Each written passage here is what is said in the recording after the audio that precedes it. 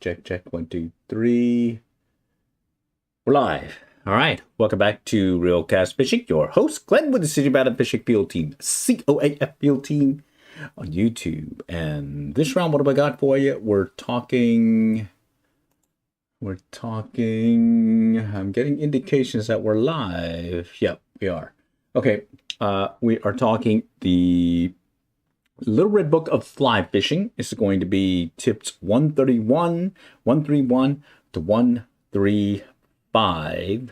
I'll go through the passages and then we'll call out a few things. And then from there, we'll shift over to an open forum. See if you have any questions, comments, and whatnot that you want to throw at me. And again, we're talking fly fishing. In particular, we're looking at the fly fishing in this case. All right, so let's go ahead and shift over. Let me get the info ready. Okay, here it is. All right, we'll start out with 131. Downward progression. No, this doesn't suggest the descending spiral of a good man gone bad. Rather, it's a plan for approaching a stream when you're not sure what the daily feeding pattern might be. Okay, considering that everyone loves to catch trout on dry flies, we start on the surface with a pattern that represents a prevalent insect. If this doesn't produce, descend to the next level with an emerger, a saw tackle imitation of an insect in its ascent up through the middle depths toward the surface. Most consider this slightly less fun than dry fly fishing, but still high on the scale. Failing on both these strategies, a smart angler knows he has to hit bottom. When trout aren't responding higher up in the water column, chances are they're taking nymphs along the substructure. Time to add plenty of weight and tie on the larval form of the insect. Bottoms up. Okay, downward progression. So this one I can feel for this one.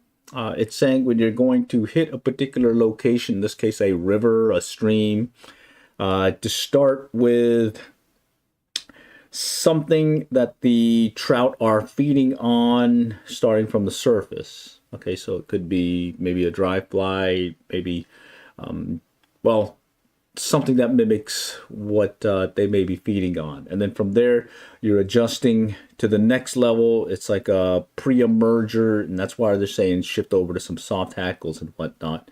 And then from there, going down to the depths, specifically looking where they may be lurking down below. And let's see, we got some folks joining. Okay, hi. Just going through the Little Red Book of Fly Fishing. We're on the first one, tip 131, downward progression. And what I've noticed in this case, I'll apply it to our recent trip to the Blue. There was some changes in the temperature, much colder. I think it was in the was it high 30s, about 37 degrees when we first started that morning. And the trout were definitely lurking further below. So it was really just trying to figure out where they were lurking. So I would adjust my strike indicator to match that level that they may be. And so I started out with 3 foot, went to 4, ended up going down as low as 5 foot under the strike indicator. And that was what the, that's what seemed to be working, right? So downward progression, start here, something that may be that they may be feeding on, and then shifting to the next level further on down to the lower in the water column. Okay, let's go to 132. See your way clearly. For many anglers, sight fishing is the top of the game approach, where the thrill of stalking and tricking their quarry is optimized as the drama unfolds in plain view. But there's a more utilitarian reason to make yourself a better sight fisher. If you can see the fish before you make a cast, you can dramatically increase your odds of hooking up.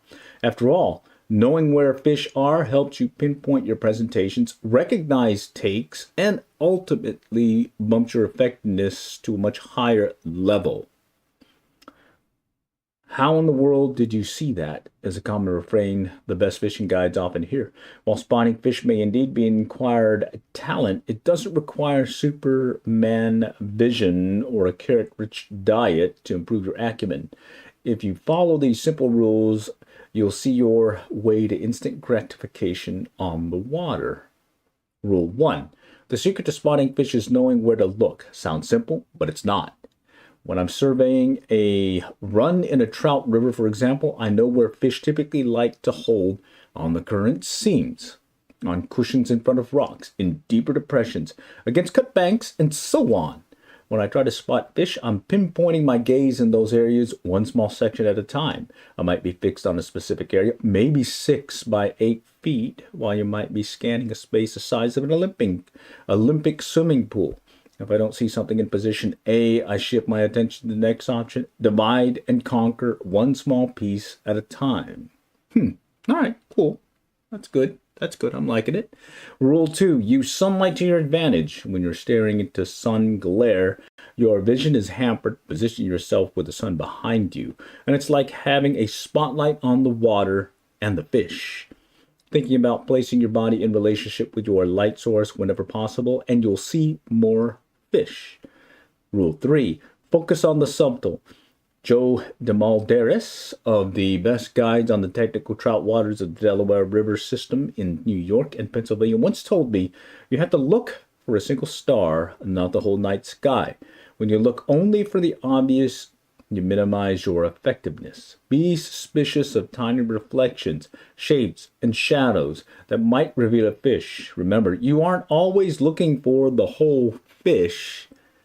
A tail, a nose is all you need to identify a target and direct that cast. Okay. Rule 4, learn to recognize and eliminate things that are not fish. Legendary redfish guide Chuck Nacer from Rockport, Texas once explained to me that the sooner an angler can weed out mental distractions such as wind, ripples, waves, sticks, and bird shadows, the sooner he or she can get down to business of identifying the position of feeding fish and where to aim. Okay. Rule 5. Let water be your guide. On the bonefish and permit flats of Mexico's Ascension Bay, Guide Alonzo Chop of the Palmetto Club makes his living by recognizing nervous water, where the motion of schooling fish reveals their locations. When you stare at the uniform water surface and suddenly notice a disturbance, keep looking. The flashes and tails often follow in spots where you first see wakes or ripples. Rule 6.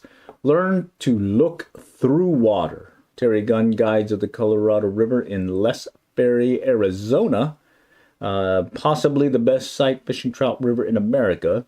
His secret to spotting fish is looking through the water column as opposed to fixing gazes on the surface or the bottom.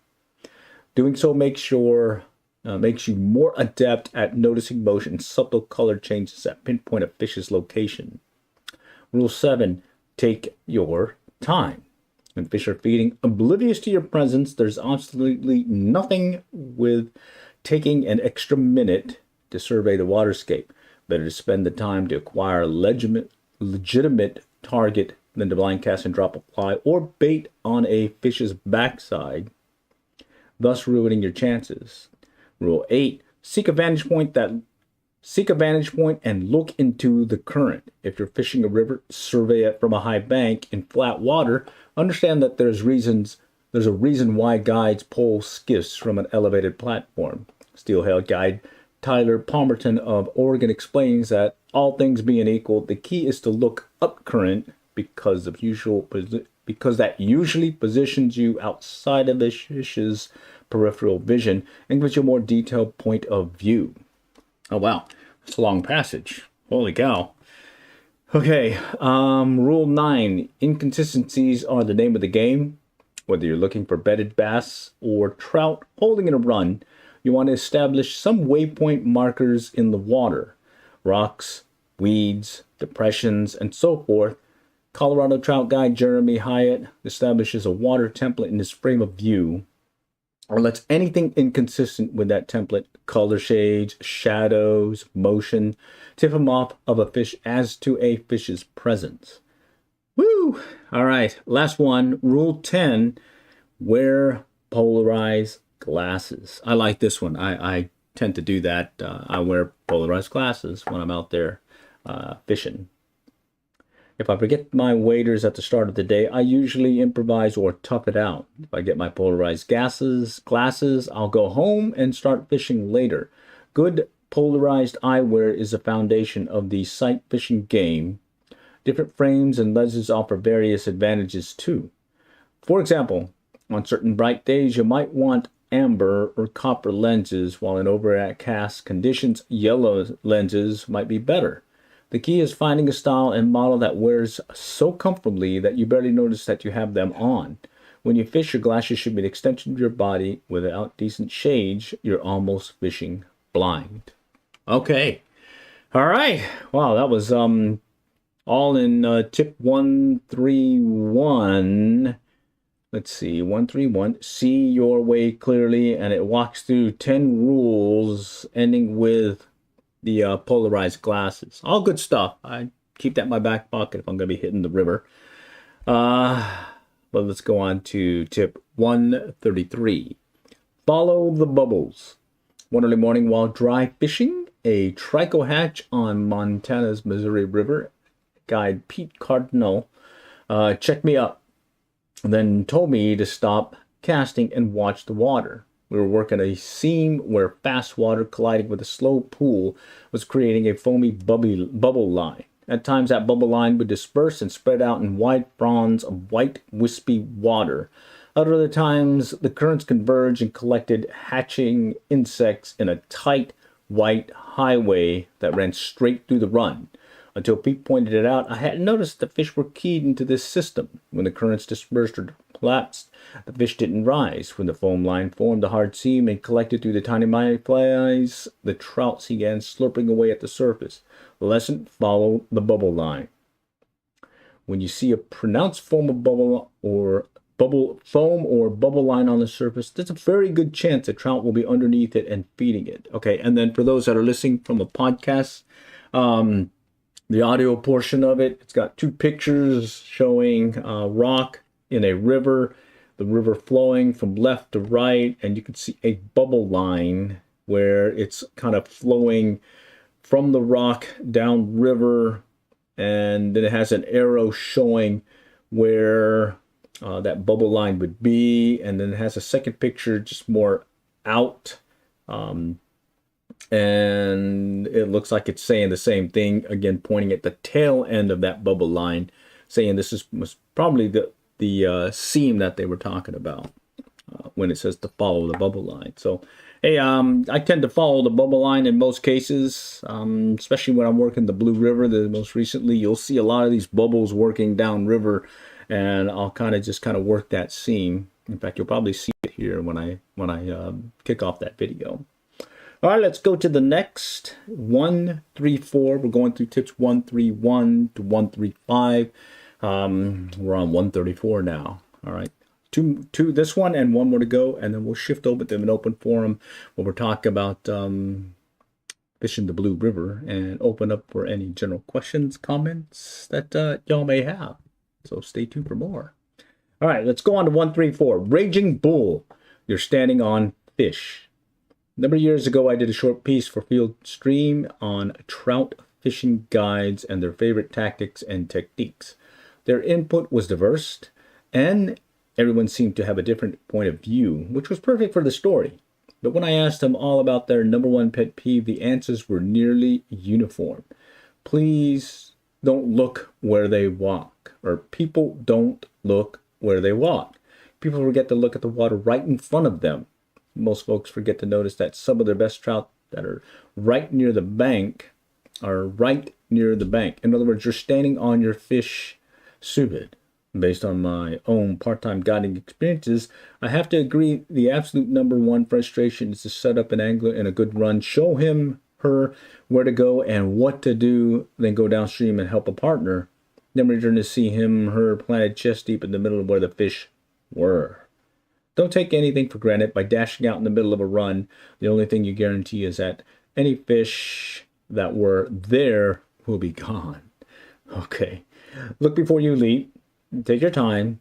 Who's wearing the stopwatch? Big Daddy might be tucked right under the bank in front of you, but you'll never know that if you barge right into the water like a raging bull. Okay, and yeah, I've had first-hand knowledge of it. Working this one particular river, I brought my camera, one of these underwater cameras, and just kind of trailed it behind me as walking through the river. And I was surprised how many trout I saw basically in knee-deep water and within feet of where I walked. So, yeah, be careful. You may be standing on the fish. Okay, last one. Tip 135. Watch the birdie. Every blue water angler worth his salt understands the message delivered by dotting flocks of seabirds. Invariably, fish are feeding just below. Oddly, many freshwater fly fishers fail to capitalize on similar signs. Let's start with an inviolate premise. Birds never lie. When you see swallows swooping low over the surface, be assured aquatic insects are about. The same applies to redwings or warblers flitting frantically in stream-side bushes. Is the damselfly hatch in progress? Look for shorebirds grazing actively on the water's edge. Birds often respond to insect hatches ahead of a trout. Take a hint from a feathered friend, and you'll be ready with the right bug before the rise, adding precious minutes to that most exciting time of day. Okay, that is tips 131 to 135 of the Little Red Book of Fly Fishing. Really appreciate y'all joining today. Looks like we got some folks on here. Ground Fog, howdy howdy, welcome back. Looks like Nesserin Erdian, hi, howdy howdy howdy. Okay, let me shift now to the open forum. Let's see if we can take a look at some of these videos and see if you may have some questions, comments, or whatnot related to most recent trip to the Blue River up in Tishomingo, Oklahoma, where yours truly been having some fun catching a fish or two, specifically the rainbow trout that they've been stocking. Right now it's the trout stocking season, so they'll be stocking weekly. If you want to know when they stock, two things you can do. You can follow their Facebook page, Blue River Public Hunting and Fishing Area. It's on Facebook, as well as follow Scotty's Blue River One Stop, also on Facebook. Pretty much gives you the latest and greatest as to what's happening locally over there at the Blue River. Okay. And in fact, I did see someone on the Facebook group that I follow also indicate today that it wasn't very crowded today. It looked like it may have been a good opportunity to make it up there and give a chance to catch a trout or two. All right, but hey, think about it. Friday, Saturday, Sunday, we got the weekend coming up. Maybe pretty good deal there. Got a bunch of Asian carp that can't pass the dam east to catch it, but not okay. Yeah, I've not really caught Asian carp.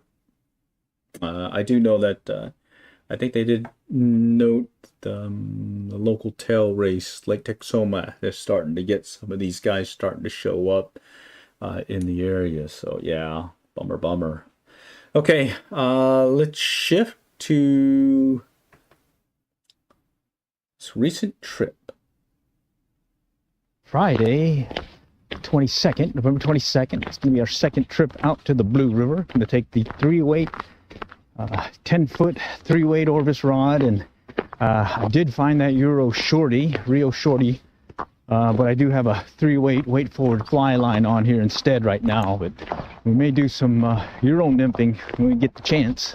All right, yeah, water flow's going pretty good right now. Looks like we got a lot more compared to last week, and water's looking pretty clear still, so good news there. All right. Got a 1/80th ounce near deer on right now. For correction, Guadalupeana. And I've got the indicator pretty pretty deep right now. Actually, I think it's more like 3 feet. But just gonna kind of see how it goes here. A lot more water flow compared to last weekend. There's a hit. There's a hit. Right there. Fish on. Of course, it's the first fish of the day, so guess what? Probably should keep them, but... well, first fish of the day, you gotta keep them. So the Guadalupana, but I tied it on a bead head, or on a jig fly hook. Right here. Right there. And, yeah, just on an indicator. First fish of the day, you gotta keep it. Gotta keep it. Or now, let's be wild. Let's let them go. I'm gonna set the hook, seeing as I... Yeah, and I tend to... let me go knock the video volume down. I tend to keep the first fish of the day. In this case, I was kind of being a little wild, and let's just see if we can go ahead and release it and maybe catch something bigger. And in this case, we're using Oklahoma trout fishing rules, so it's 3 trout per day as the daily limit. Okay? As soon as I see a wiggle, there's a wiggle. Yeah, right there. As soon as it wiggled. Got a jumper too. Nice.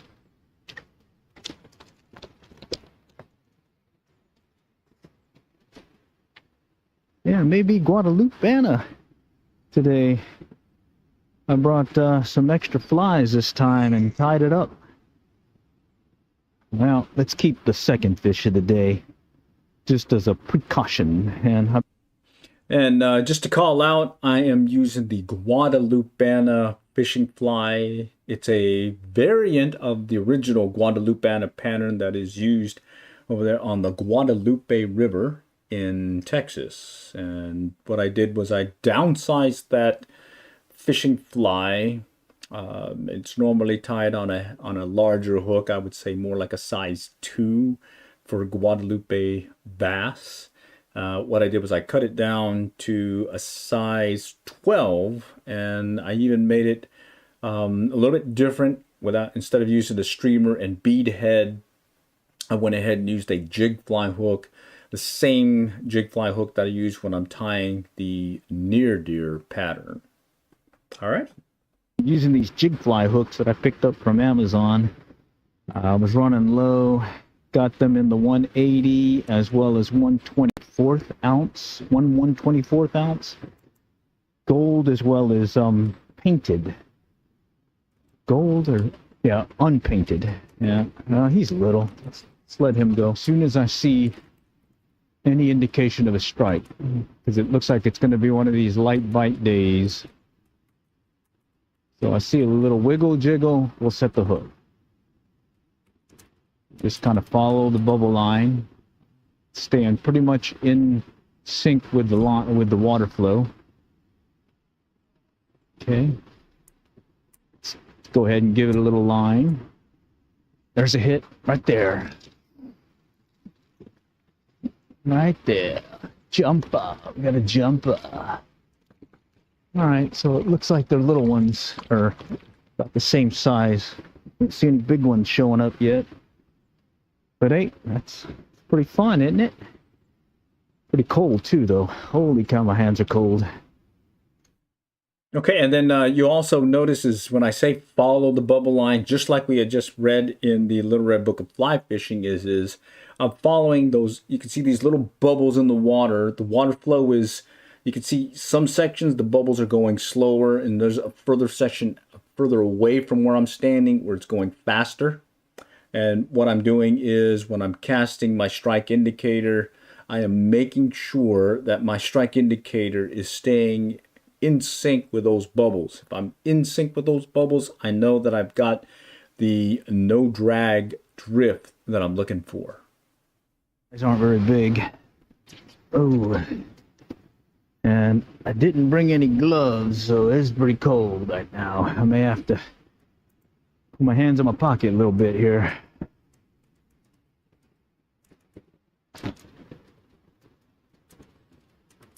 All right, fast and furious action on a 37-degree morning.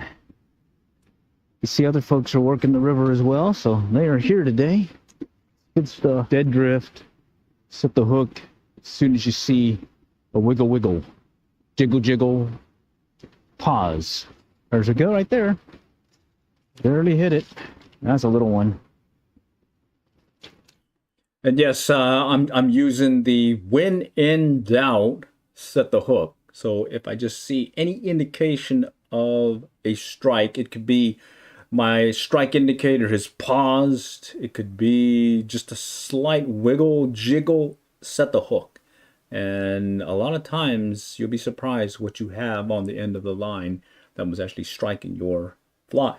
For Guadalupe bass, I modified this one to just use a smaller jig fly hook, size 10, or actually this is a size 12. There we go. There he goes.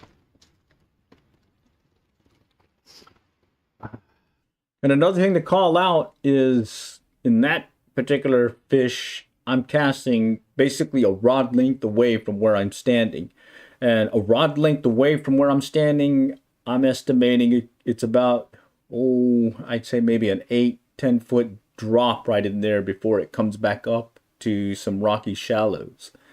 So the fish are close and they are tending deep. I believe I've got about a 4 foot, 5 foot distance on the strike indicator to my fishing fly. In this case, I'm using that Guadalupana, but I will be shifting over to a different fishing fly. I think when I end up breaking off. So bummer. I don't want to strike out today, and we'll keep this guy. Yeah, we'll keep this guy. Yeah, there's some rocks there. Bummer. That's what I was worried about. Yeah, it's the case where some rocks there. Let's see if I lost it. I end up losing it. Bummer. All right, so here's what I use for my tippet, and I'm using a tippet ring right here. That's it. 6-pound mono. It's god dang, it'll last you several seasons, and these guys don't mind it.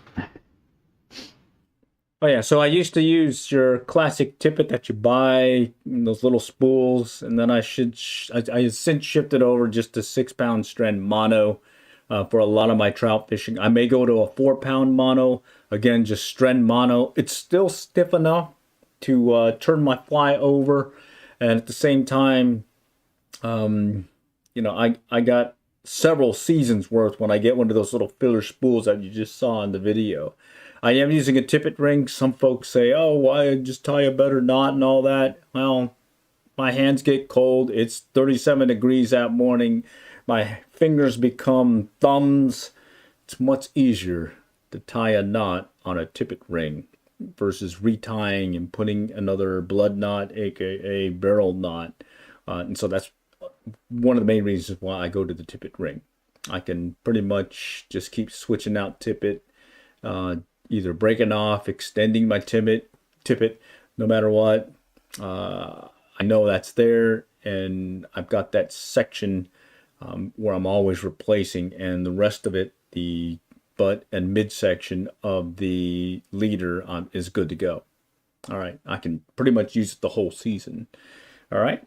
Well, you can see they're pretty close, except this one has a peacock herald. This one uses chenille. And this is more of a dry fly wrap, and this is more of a palmer wrap. And I'm going to go ahead and pull out the near deer, and let's see what that does. See how that one works with these trout. I got Mr. Trout down there kind of moving about in the creel.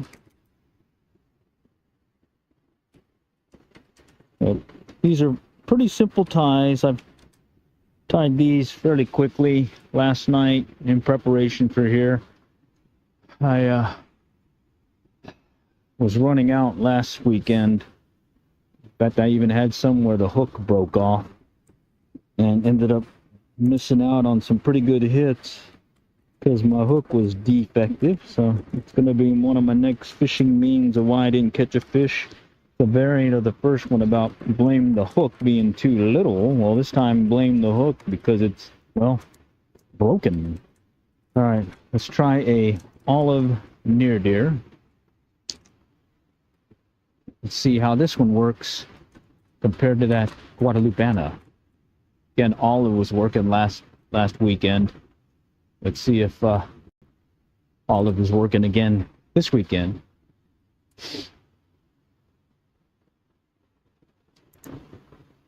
I went with the same, there it is, jig fly hook, 180 ounce. Okay. Little one.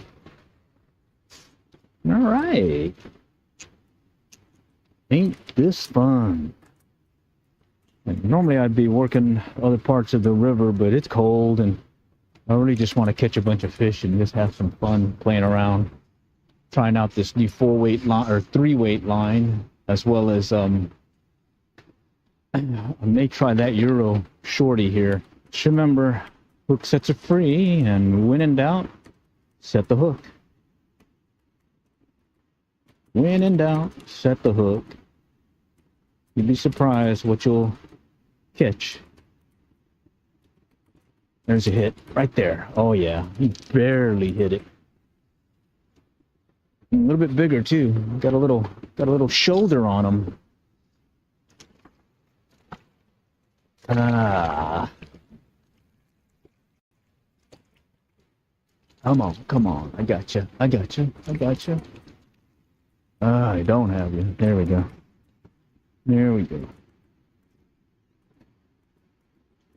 Ah. Okay. Felt like that one I kept, so let's go ahead and let him back in. Just let it drag. There's a hit right there. He hit it. Little guy.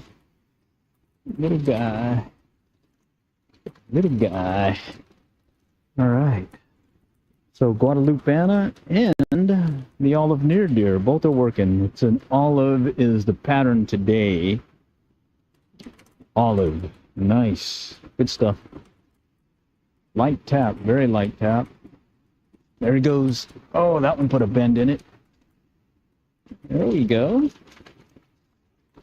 Bendelito. All right. It looks like these guys over here, just upriver from me, are doing really good on some spinning gear, ultralight gear. It looks like. Okay. All right, and temperatures were 37 when I hit the parking lot, so maybe things will warm up, and yeah, because it's a little chilly. Let's go let out some line. There's the hit right there. Oh, and he's a jumper, big time jumper. And again, note that was another one that's basically a rod length away from where I'm standing. Just working this one particular deep hole, transitioning over to some rocks, and I'm just presenting my fly under a strike indicator that just again dead drift, following the bubble line, and that's where they're lurking. There's a hit. One in the bag to make sure that I do have something for dinner at least.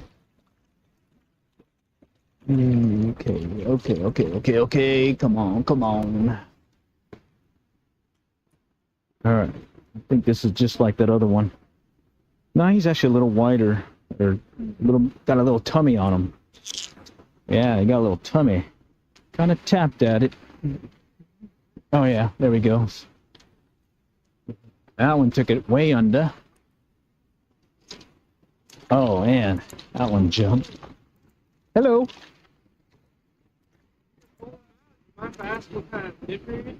So I've been using two different ones.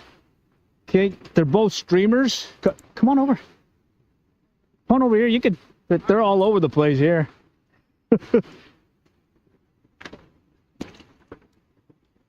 What are you using right now? I just got on a little caddis too. Oh, okay.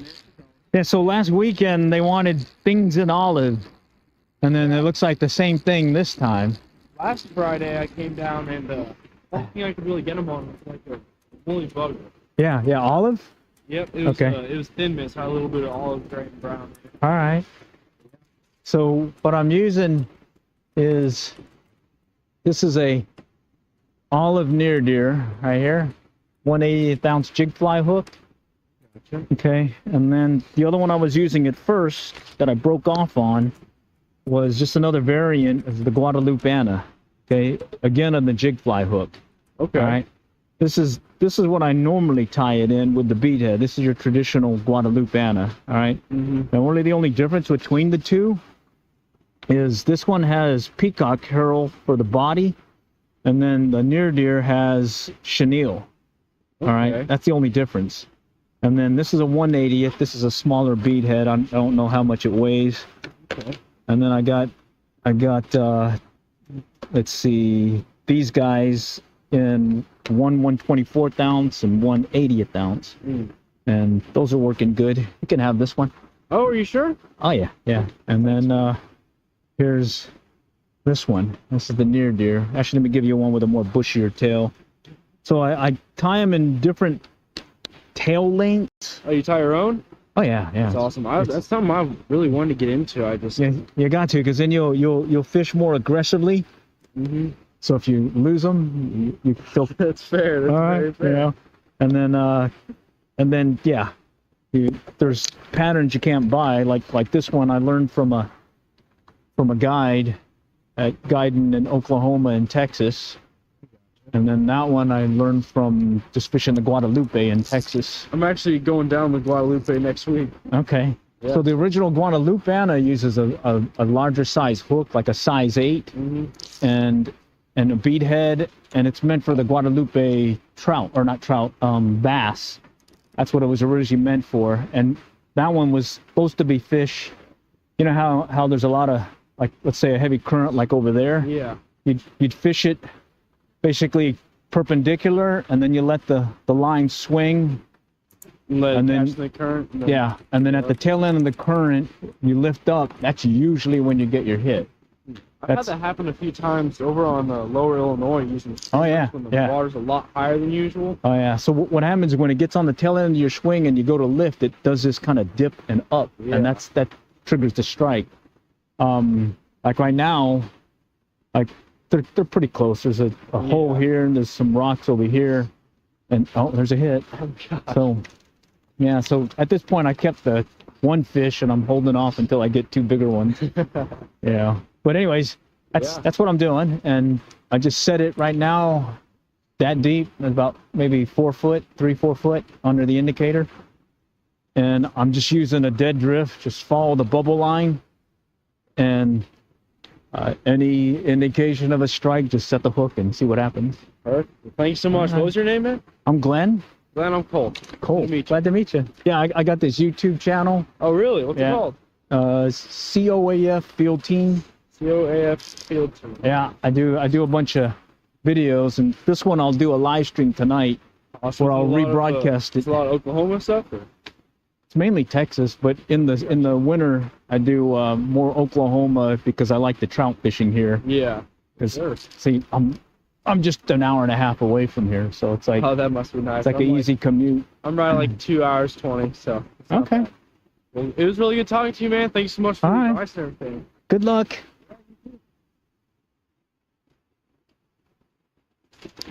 All right. Let's see what happens. There we go. Right there. Let's see if it's a bigger one. Nope. Little guy. All right. Got a troutus. All right. Good stuff. It's fun.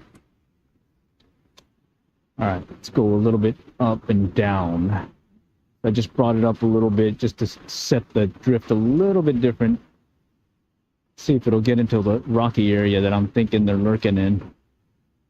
There he goes, right there. Right on the edge. Right in the edge.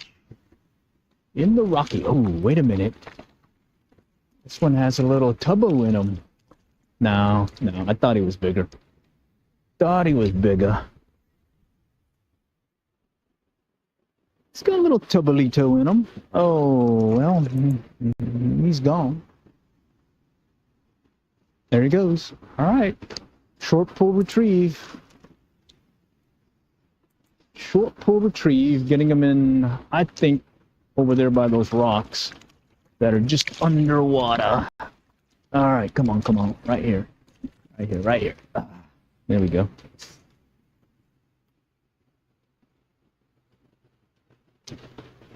Okay. All right, earlier we're using the Guadalupana. This one is the near deer, olive near deer. Short pull retrieve, just like this. No indicator this time. There's a hit. Line, there he goes. That one, the line pulled out, but he came back and hit it. Initially hit it, and then and it stopped, or maybe his buddy stopped, and then this guy came up and took up the next hit. So short pull retrieve. So I just don't have to do it under indicator. Looks like the short pull retrieve is working also. Indication of a strike. And that could be a hesitation. It could be a jiggle, a wiggle. Could be all kinds of things. There's a hit right there. Wow. So I guess it's true. It's anything in olive, and in this case, 1/80th or 1/24th ounce. Size 14. These are size 12 hooks. The size 14 was not to their liking, or at least I wasn't able to set the hook in time on the 2 hits that I got with it. But there. Pretty cool.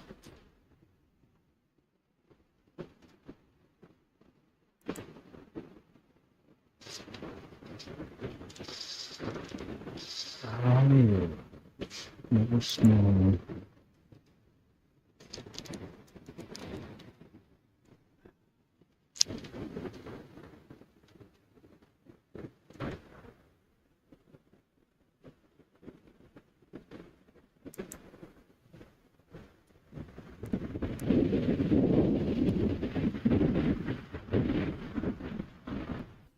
Okay, here it's later on in the day, so it first started out in the morning. Temperatures were about 37 degrees, moving up in the 40s. Here, I pretty much stayed in this location, moved around, and then came back to the same spot, started working the river. The bite slowed down compared to the morning, then started picking up again later in the afternoon, and then it kind of died down again. But here, I'm just pretty much fishing under a strike indicator, as well as without the strike indicator.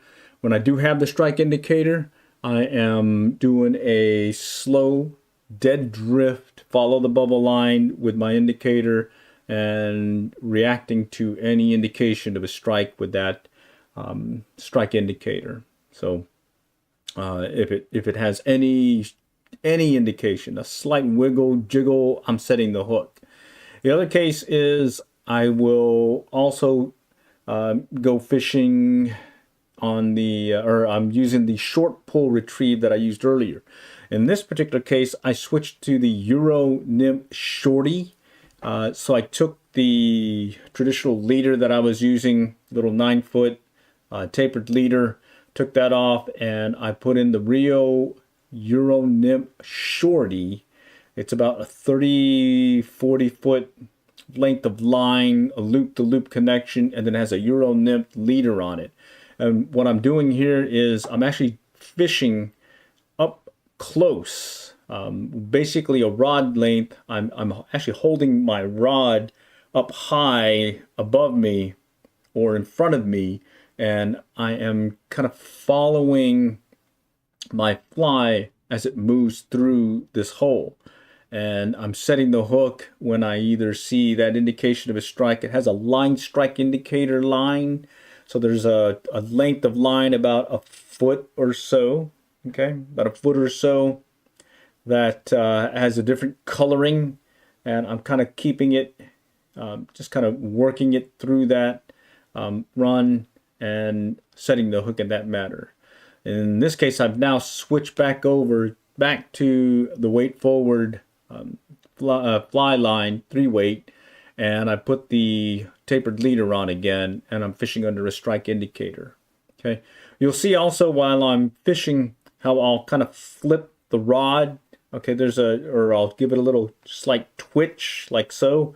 What's happening is I'm kind of flipping the line so that I can reset or mend the line so I can keep that drift. Other times you'll also see another one where I'll twitch it like I just did here, where all I'm doing is just imparting a little action to the fishing fly, just trying to give a little twitchy motion to maybe get some of these wary trout that are following the fly and not willing to strike. That little twitch motion is enough to trigger them to strike, and I get them to hit the fly. All right. I tried different flies here. The mop fly. I think I went with a squirmy worm as well, and then I went back to the Guadalupe banna as well as the olive near deer. All right. And I pretty much hung around here for another good portion of the day. Had a real good time. I had 2 in the bag, or 2 in the creel. The day limit is 3, and I was really kind of waiting to get a bigger one to finally get that 3rd one to make the daily limit. And I ended up only getting 2. I waited way too long before I kept one. That last one, in other words. Let's see. Yeah. So this section, all I'm doing is just fishing the latter part of the morning, early or midday, and then I'll go down river, fish by the island here shortly. So you should see that coming up right now. Out in the distance, you'll see some folks fly fishing as well as fishing with some ultralight gear. I'm seeing some folks catching them traditional fly fishing with some short pool retrieves, doing the same thing that I was doing earlier in the video. Additionally, I'm seeing some folks that are using what look like super dupers, catching a trout or 2. All right, all on this one section. This is just upriver from Hughes Crossing, the low water crossing. You'll see some cars actually drive across the crossing, making it to one of the campground areas as we're fishing here. You can see one person out in the distance who is actually on the low water crossing section itself. Let's see. I don't know if I kept this one. I may have kept this one. All right. Okay. Yeah, I'm still fishing. Again, this section here out in the distance, I can see one individual who's got one on the line. I did see several other ones also fly fishing, and I did notice that one individual was fly fishing. He was just doing the short pull retrieve, no strike indicator. So everything seemed to be working that day. I think the main thing was the color, the pattern, and then getting it to the right depth. Once you had that, you were good to go. You were able to catch a fish or 2. And then heard from others from an earlier report this morning that when they went and fished today, Thanksgiving Day, there weren't that many people there, but the color of choice was pink. In particular, I believe it was a pink worm, if not pink egg. All right. And when I say egg, I think they're talking of the ecstasy variant that you can pick up over there at Scotty's One Stop, just over there at the entrance going into the south section of the Blue River public fishing or public hunting and fishing area. Okay. All right. Monitor the chat, see if anyone has any questions. Definitely will call out anything, and we'll just keep letting the video run. And if you do have anything, we're in an open forum right now, so you definitely just throw out any questions you might have. There we go. Gotcha. All right. Gotcha that time.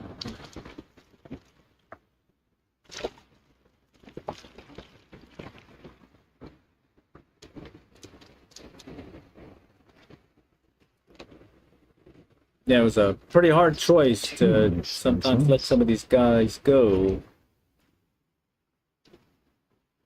Because I did catch several that ended up probably being ones I should have kept. Would have been able to limit out that day. But it's okay. It's fishing. Dang it. See it. That one I missed the hook set.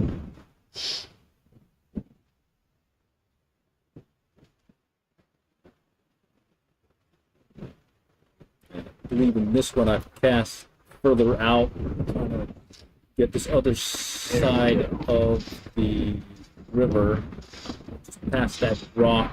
It's like a little run that has some trout lurking there, and I'm just kind of casting perpendicular to the river and getting it into that particular location. This band, this set right here, I'd say this was about a couple of hours of fishing.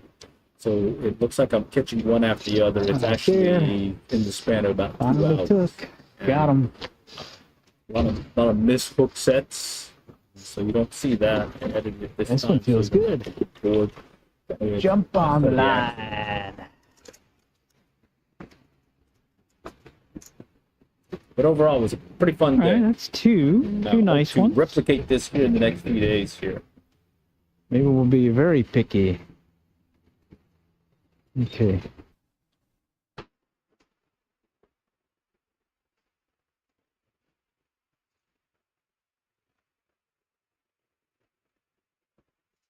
And again, you can see how I'm kind of flipping my rod or twitching it to just adjust the bend, as well as to elicit that little twitchy motion to get them to strike. All right.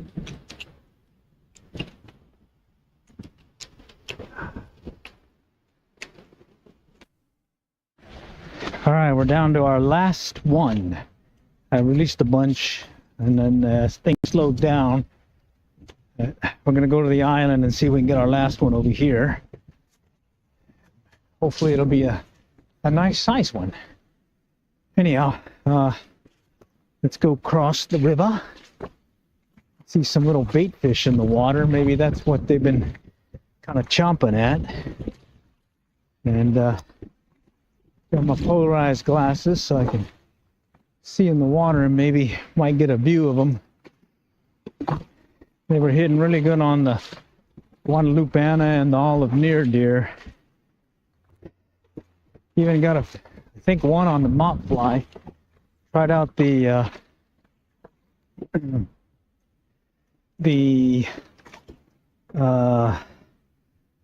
Euro nymphing rod or shorty, and got a few that way too. So water's a lot more movement, so we gotta work our way through here carefully.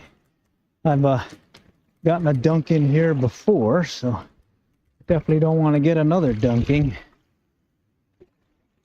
So let's just work our way over. All right, I made it. I was fishing with and without an indicator, but I got a feeling I may just stick with the indicator here shortly. You just bear with me as I get everything situated. All right.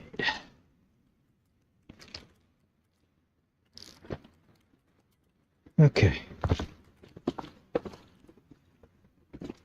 I got the strike indicator underneath or in my pocket. And we just go work our way around the island here. Jump these rocks. All right. Almost there.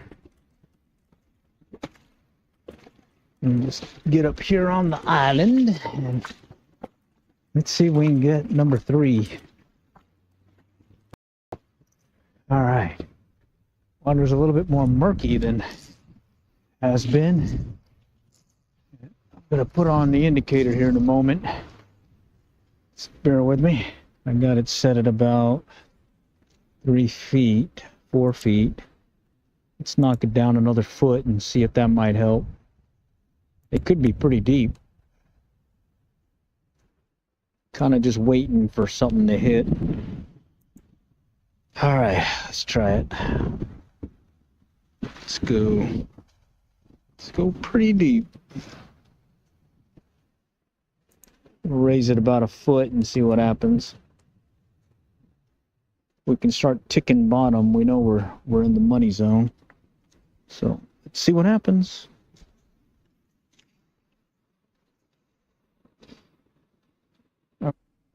Okay, and what happened in this case is I had been fishing here actually a good hour or so, and the bite was really slow. And I decided to go ahead and make some adjustments, drop the indicator lower, and that seemed to make a difference. Yeah, seemed to make a difference. So, hey, let's check it out. Okay, let's get it across. All right, there we go.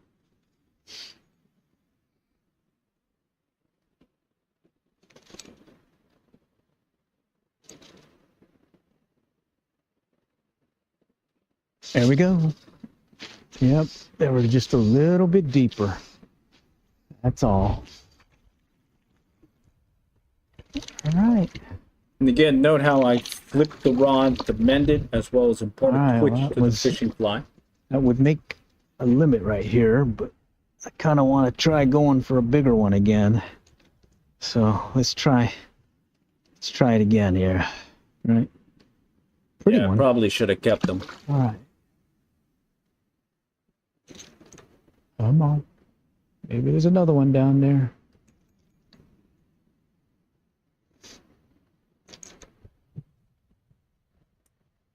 Yep, there he is. They're deeper.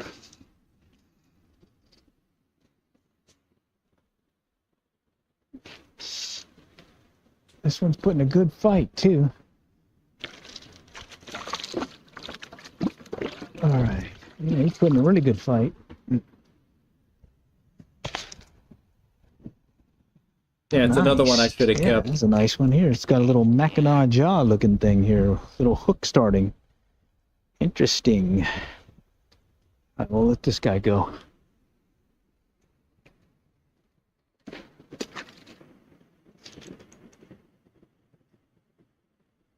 So again, mend the line. There he goes. There he goes. Set the hook. Yeah. That one did Stuff. it. Mega worm. Mega worm style. So in that case, I switched over to a Alright. mega worm because again, the bite slowed down. This is about another 30 minutes since I caught Nice. those last two. All right, well, this would make number 3 right here, but he's kind of small, so I'm gonna live dangerously and let him go. Okay, so yeah, I probably should have kept that one. I did go back up river, end up catching several more. I did have one on the line that was a really nice one. Had him in my hand, and he slipped out and got away from me, fell in the water, and hey, lo and behold, I ended up with only 2 fish instead of 3 for my limit, or for a non-limit that day. But anyways, I did a lot of catch and release, and enjoyed a good time fishing the Blue River. What worked in that round? Again, the olive pattern. The week before it worked. That weekend it worked. Olive, pretty much anything in olive is what I believe was working that particular round. Just getting it to the right depth and getting the right presentation, you were good to go. And then again, I think I called it out in the chat, as well as I'd mentioned previously that some of the reports today, for those that fished on Thanksgiving Day on the Blue River in Oklahoma, near Tishomingo, Oklahoma, it seemed like pink was the color of choice. Okay, so that was that said, I believe that is everything I have this round. I do plan on doing another one of these Little Red Book of Fly Fishing series. We'll go through tips 136 through 140, and then we'll do another open forum where I'll either present a video or talk of some particular things that may be of interest when it comes to some fly fishing techniques, tips, suggestions, and whatnot. Additionally, do look for another live stream. I plan on doing a fly tying demo where I'll be showing how I tie several of the flies that I used on the blue in this case. Olive near deer, or let's just say near deer, because I've tied them in an olive color, a white, a pink, a black, a brown, an orange. But bottom line, it's the same, other than you just change the color of the material. So, and near deer, and then the Guadalupana. Okay, that's that fishing fly that originated on the Guadalupe River for Guadalupe bass. And I just modified it to downsize the hook and use it for more of targeting trout.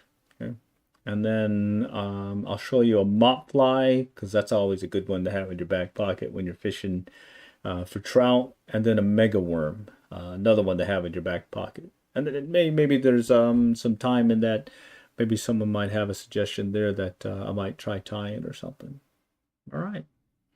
So with that, I don't see any questions in the chat, and I think we pretty much wrapped up everything. So unless anyone has any more call outs, I will close out here shortly. Okay. Let me just say hi in the chat. And any call out, any questions, comments,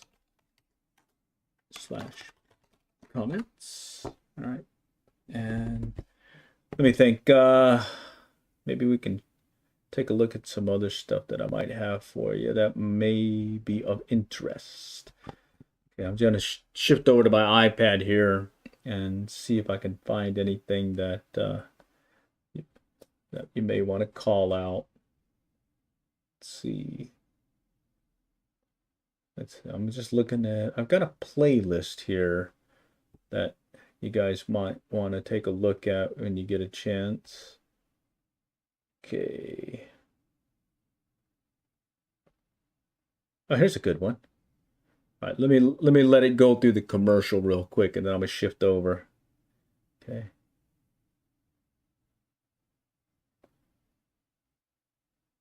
Okay, bear with me real quick. Side by side. Okay. We got the editing of the underwater video that we took with our Waterwolf camera. Just show you what we got here. It's a rig that we set up different than the original manufacturer's setup. We got a Hub Pages article on how we set this up and how you can cast it and use it for some videos. So do take a look at that. But bottom line, what we did this round was we went up to our favorite pond up in Denison, Texas, Waterloo Park Pond, and they had stocked it with a fair number of trout. Unfortunately, they weren't as large as other ones that they've stocked in the past. But we were able to try out power bait and corn. And what we learned this trip, we went up Highway 75, stopped at Walmart, and we found these corn. Instead of the cans that we normally got, we got these cool little in a plastic container corn, just the right amount for us to limit out with this corn. So we like this. It's a new thing for us. We did use power bait and the trout nuggets, and so we're going to see that, or you're going to see in the video that the trout kind of tended more to the corn instead of the power bait. Well, actually, they went for the corn more than the power bait. But we did get some video of them kind of looking at both and then eventually hitting the corn. Okay, so we hope this video shows what the action's happening down below when the trout are playing around with your bait, in this case, corn or power bait.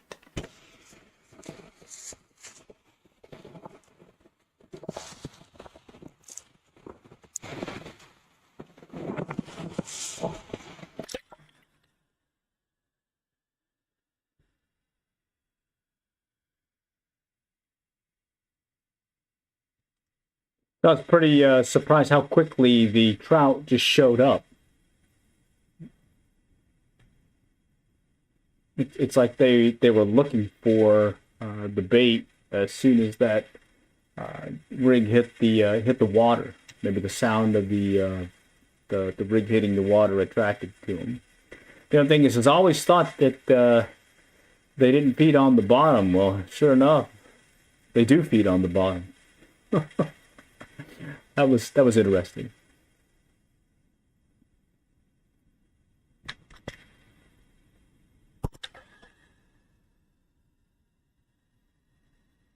Okay, so I'm trying some power bait here.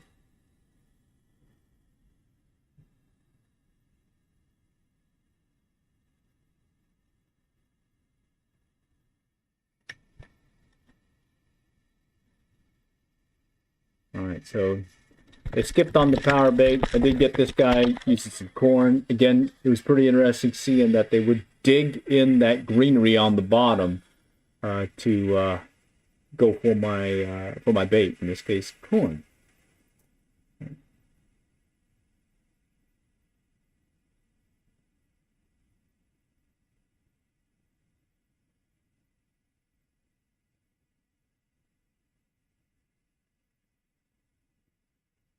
You can see that they're not hitting it right away. They're looking at it, inspecting it, and then turning away. And then another one will come by, kind of nip at it, and then turn away. So that was another lesson learned when it came to getting some of this underwater view. And here's one where I actually hooked one using corn. I'm gonna be bringing them in shortly.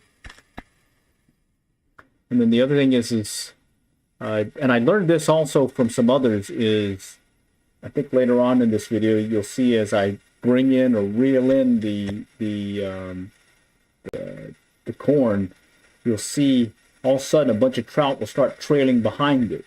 And that was one of the things that they had mentioned previously, that when you're fishing with corn or bait, a lot of times instead of just letting your bait sit on the bottom and wait for them to strike, maybe give it a little action by setting up a Carolina rig and just kind of reeling it in slowly. And a lot of times that'll get them to strike if they're kind of closed mouth. Okay. But again, I was surprised that the trout were feeding on the bottom, actually digging into the greenery, going for the bait. And there's the power bait, and you can see how it floats above. All right, I think I got this one on the line here. All right, no, this one went for the piece of corn. Oh yeah. Yeah, there's a fun one there. All right. Okay, so do you guys have any COAF questions? field T-log number 25, PBRG, size 14 to get a limit. We decided to make that run down to Go ahead and Flower let this Mound, one run. City of Allen, Maybe you guys have taking some questions 121 tollway. And here's just our quick trip down the road, passing a few landmarks that some of y'all may be aware of. And what we wanted to point out is a classic example of overshooting our exit. Here's the exit coming up on where we needed to make our turn. And what will happen is we'll kind of forget that we need to turn there. And so that was where our exit should have been, right by those warehouses that you'll see. It's Lakeside Parkway, and what will happen is Lakeside Parkway to South Garden Ridge Road. The pond will be on the left from South Garden Ridge Road. So what we ended up having to do is overshoot it, go by Grapevine Mills, like we're going to Bass Pro Shots, make another right, come back around into Flower Mound. We were able to get to Heritage Park. So here's us making it to Heritage Park. Hadn't been here before. Google Maps didn't show any water in the area, so it's a fairly new pond. Hi, we're here in the city of Flower Mound. There's 3 lakes that are ponds that they stock, and this is one of them. This is Heritage Park, and so far what we've been seeing is a small pond with some folks getting some trout. We're going to give it a shot ourselves. Sure enough, we gave it a shot, and here's a classic example of what's there. There's a trout jumping out of the water, and we did notice that they seem to be feeding something on something on the surface.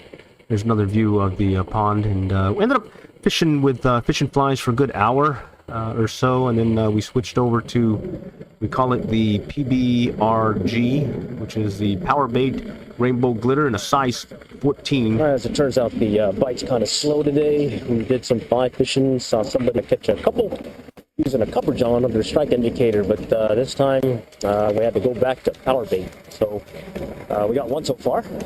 Let's see if we can get a limit. So we had that one. Here's number 2 that's going to be taking our bait here shortly. What we'll do is we'll lay the pole down and we'll just watch the line, see any movement in the line, and we'll let the trout take the bait and we'll bring him right in. All right, and here's another one. This will be number 3 coming up.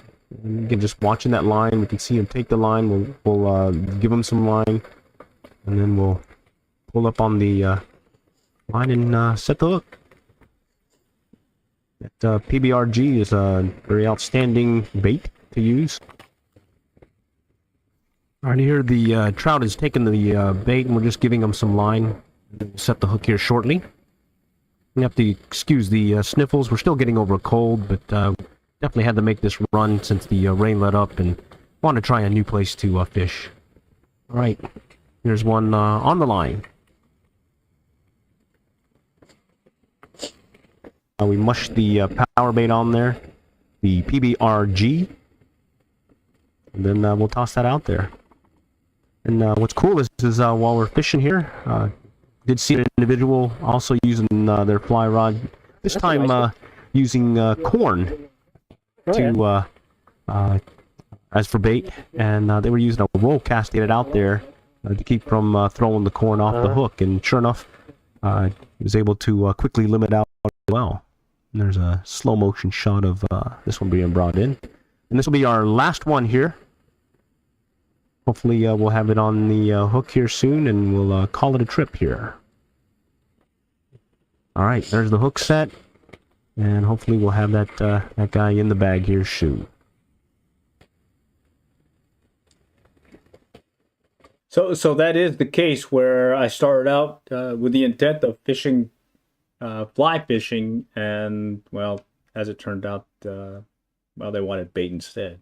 So I just kind of re-rigged things. Even though I'm using a fly rod, it's straight bait fishing. It's just well, you don't cast like you normally would because you may throw out the bait.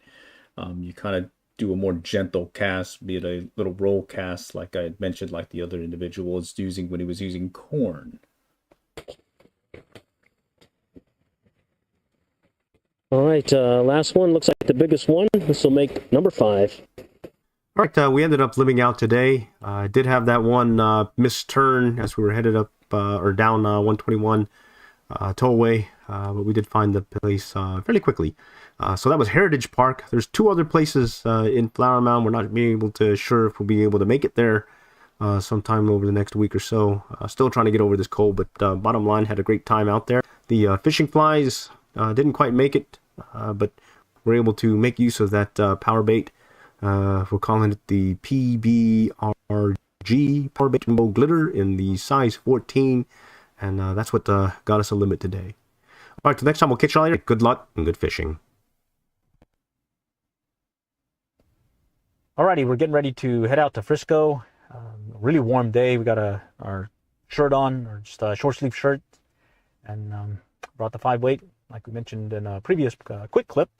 And hopefully we'll be able to hook up with something. Okay, well, we found a parking spot. Had to park at the grass in the overflow parking lot. You can see the flags waving over there in the distance, and there's a steady wind out here. You can see that it's pretty busy today. Got a lot of folks out there. Like, And one thing to note is they no longer fish Frisco Commons, or they no longer stock trout at Frisco Commons. They have shifted everything over to the Warren Sports Complex, a much bigger lake. So this is an older video, but same rules apply in this case when it comes to fishing for trout. In this case, we're talking the Texas side versus the Oklahoma one when we first kicked off this live stream. they may have been there from the Derby as well as the first day of the stocking, so we'll see how things go. Then we moved on to a spot over there by the, by I guess the pavilion or pier. And, that's where we ended up fishing while we were there at Frisco.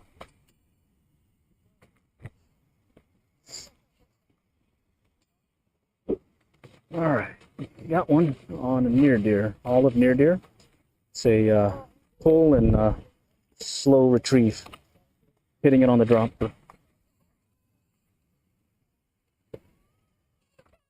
Okay, this one hit it while we were pulling on it, so it was on the move. This will be number 2, if we can get them here.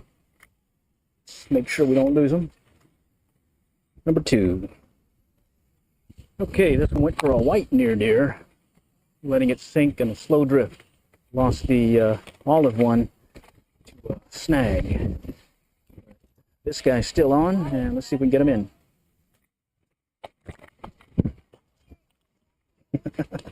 And he's gone. All right. Okay, this one went for a black deer. Fighting pretty good too. It's a nice one. See if we can get him up without losing him. All right, that's number 3, but we did lose number 1 earlier. I'm not sure what this is, but it's bigger than the other ones. No, it's a albino. All right, golden trout. Cool. Okay, that one hit it on the drop. Actually, this is a bass. All right, little green trout here. Cool beans.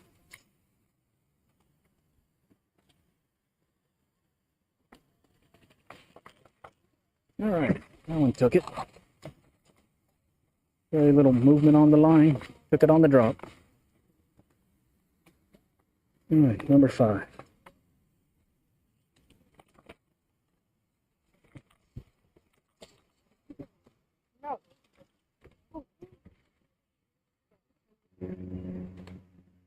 I felt a bite and like knuckled down.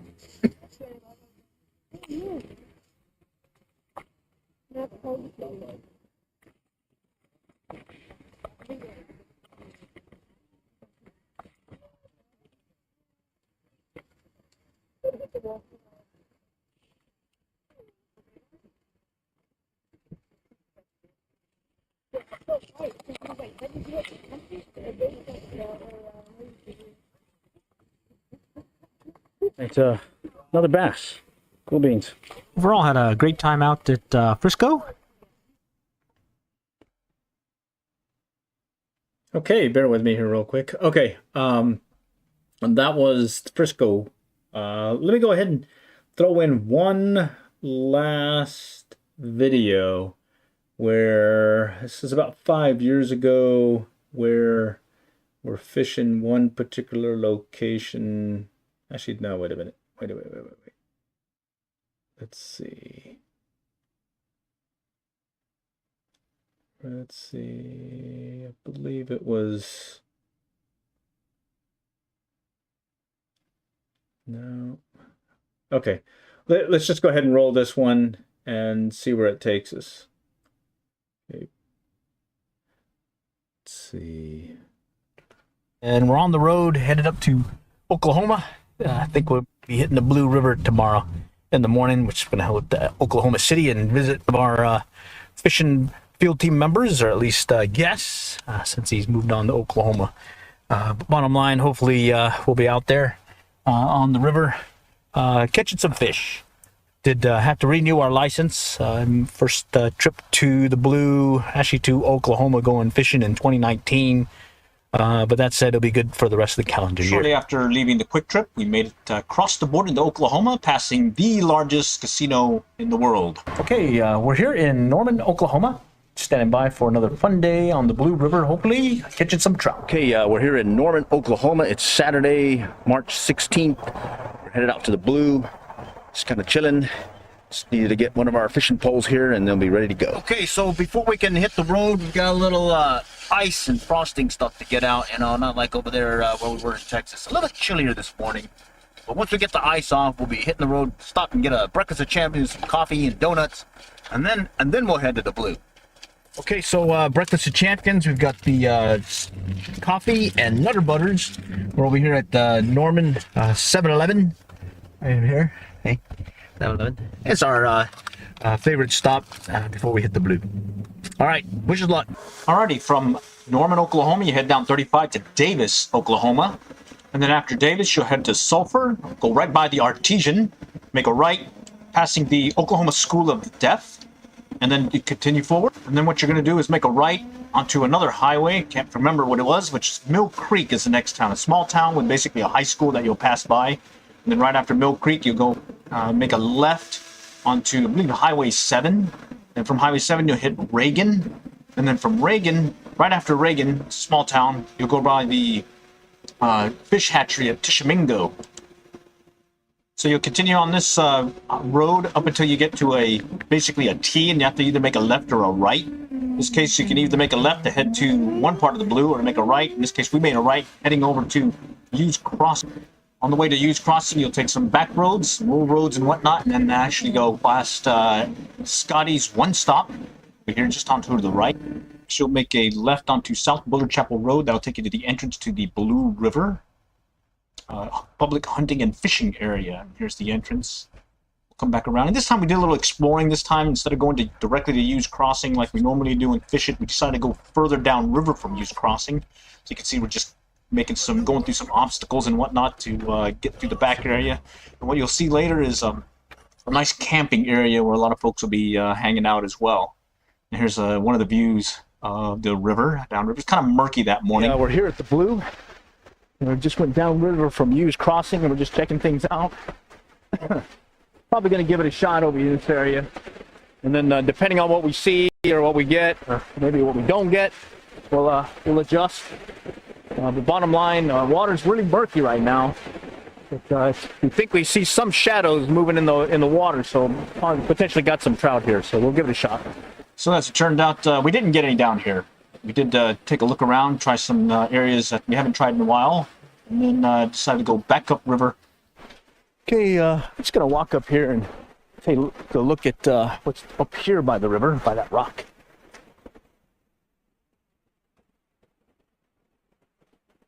All right, we're not sure how it's going to be, but we're going to give it a shot here in a moment. I'll work this area here, and then maybe this area, and then we'll call it, maybe look around some more.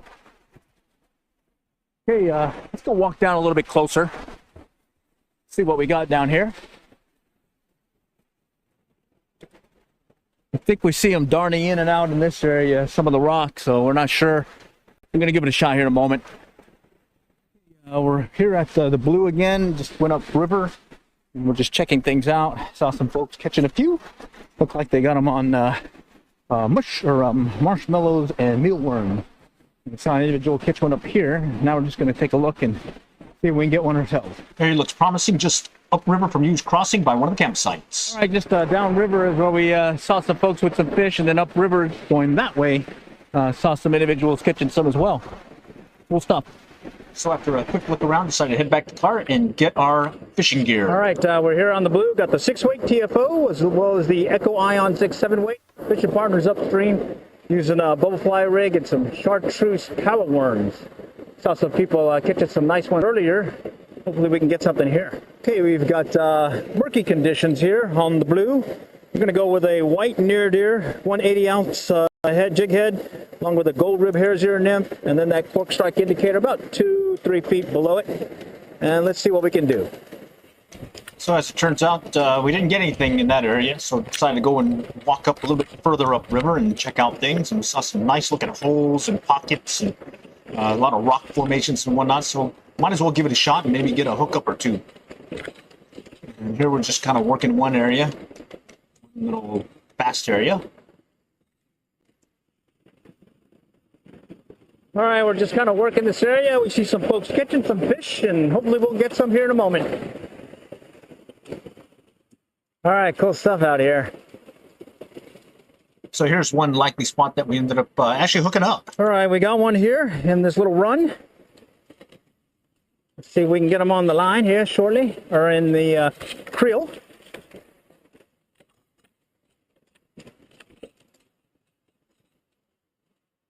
Oh, he's foul hooked. We'll beach him.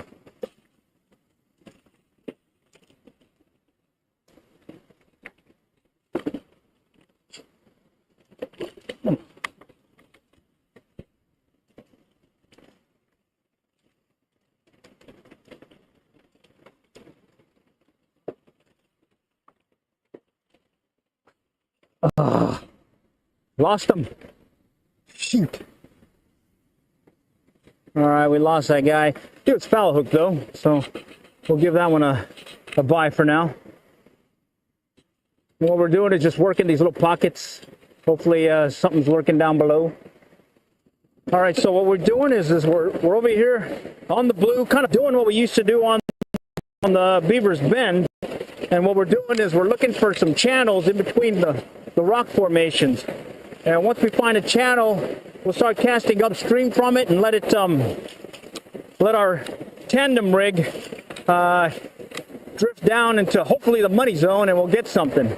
The big thing that we noticed is we're using a lead fly to give it weight, to really get it down. That's really all it is. Maybe some coloring to it as attractant, but bottom line, they look at that and then they come and hit the nymph.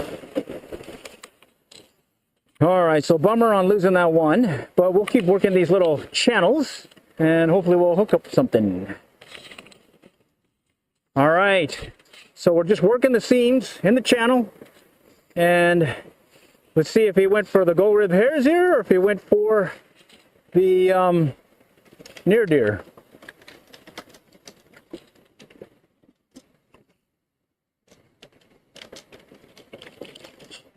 All right, we got him beached. All right, first trout of the day, actually second trout of the day. First one we lost, second one is in the bag. Woohoo! He went for the white near deer. All right, well, that's second fish of the day. First fish of the day that we had in hand, ended up losing him. Yours truly dropped him, and he went right into the water. But at least we got some video, so we're going to count that one. And then what we'll do is we'll keep working this bubble line. So we found the channel a little bit deeper. We can tell because it's a little bit darker than the other water around. And we got our polarized glasses. That always helps. And then all we're doing is just kind of drifting along, letting it bounce along the bottom. And anything that looks like a strike, we're going to set the hook. Okay, so this is like classic Beaver's Bend fishing because you got these little fissures and rock formations. And anyways, it's fun. Even though we lost two. Doesn't matter. We're out here fishing. Wet in a line. Sure does beat work. Let's see if we get something. All right, our fishing partner got himself one on the line. So one in the bag and two lost, bringing them to the net. Still having a great day. All right, let's go check out what our fishing partner caught. Very good. How big was he? Oh, he's jumping up and look. What'd you get him on that? Yeah, just like this. Power worm? On the bottom. Okay, about 2 foot, 2 split shot. Excellent. All right, let's check it out. Oh yeah, he's bigger than those other ones I caught here or lost. Oh, he's a nice one. Oh yeah. All right, first keeper fish of the day. All right, so while our fishing partner was using spinning gear, ultralight spinning gear, and those power worms, yours truly decided to try working some more areas with that tandem rig, and this one looked really fishy. Actually had a glimpse of some shadows and whatnot of some trout, but none of them wanted our fly. All right, our fishing partner's doing, I think got a second one, maybe even lost a third one. And we're just kind of working this rapid area, and hopefully we'll get something to hit here. All right, let's see what our fishing partner did. Looks like he was getting some hits on that power worm. Oh, you got 3? Nice ones? All on that power worm? Yeah? Sitting there and it didn't look like it was going out. Yeah? I went, oh, I'm stuck. And then it ran. Oh, it was a big one? It was big. Oh, man. Let's check it out. Open it in. Oh, that feels heavy. Oh, that's a nice one. Oh, that's a big one. There's 2 huge ones. The last 2 I just caught are huge. Holy cow. Looks like salmon. Feels like a torpedo when you're... Oh, and don't lose them. All right. So, all they're doing is they're in the pool, right in these areas where there's nothing bubbling. Yeah. And all you do is throw it in here with most of it peeled off, Yeah. and it's almost immediate. Oh, so you're not even using a whole one. Yeah. All right. So, You got 2 split shot? just the big one. Small ones aren't really good. Okay. 1 big split shot, and then a half a power worm, huh? It's just in this little pool right here. All right. Over here, you somehow get it in that pool. Take Okay. Down there. So the quiet area? All right. So they're going in that calm water. Yeah. All right. And so go upstream and let it drift. So I cast it about right there, a little bit further. Okay. And I let a little bit line out. And then once it got about right here, I, closed the bail and then just watched it. And it basically came to a rest somewhere in here, but then wasn't really moving or staying. So then I messed with it. That's kind of what it's been over there. I'm trying to get it in the hole, and it feels like it stopped before it hit bottom. And as soon as I start reeling, they run with it. They don't really do anything with it, but as soon as you touch it, it's... Huh. So they're just holding it in their mouths, probably. Either that, or they're like looking at it, about to hit it, or got it in their mouth, and as soon as, you're not even like setting the hook. You're just barely reeling. They just set it there. Ah. Yeah, I would just switch between here and over there. So this is the reason why we like this OPST Skagit head, along with this running line, this coated running line.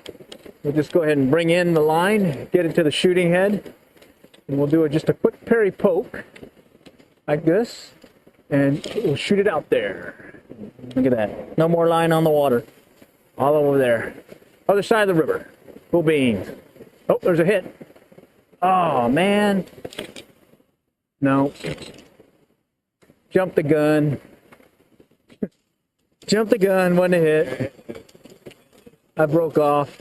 All right, there's today's catch. Yours truly got 2 and lost them, but our fishing partner got these 3. Actually, a 4th one that was even smaller than this guy, but was let go. So, pretty good size one. Here, let's go ahead and measure them out and check them out.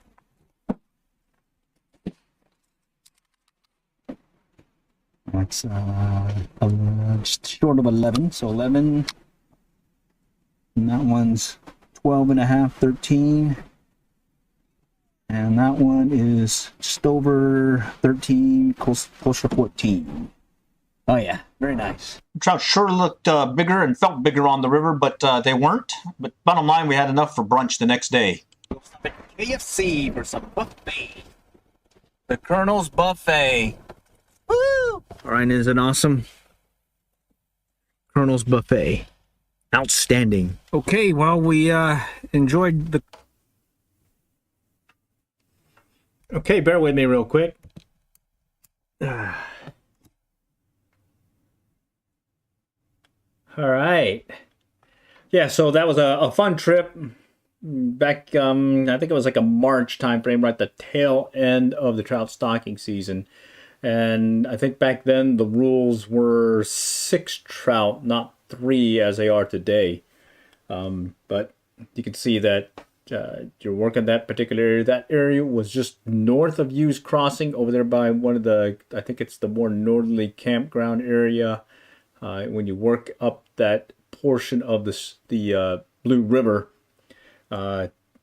it does remind me of Lower Mountain Fork when you're fishing Beavers Bend State Park, because of all those rocky area and those little fissures and channels that you can focus on to catch trout that are lurking pretty close by. I ended up getting 2 on the line, and they got away from me. I was using my old wooden net, where I was using a handmade netting. I've since replaced that with a commercial netting that works much better. Okay. Anyhow, that's all for now. Little Red Book of Fly Fishing. Do stay tuned. We'll get another one of these episodes out where we'll go through tips 136 to 140. And then do stay tuned. I have another live stream planned where I'll show you how I was doing how I tie, fly tying demo, how I tie the near deer, the Guadalupana, the mop fly, and the mega worm. All right. Appreciate y'all joining today. Have a happy Thanksgiving. And all for now. Next time, catch y'all later, and good luck and good fishing.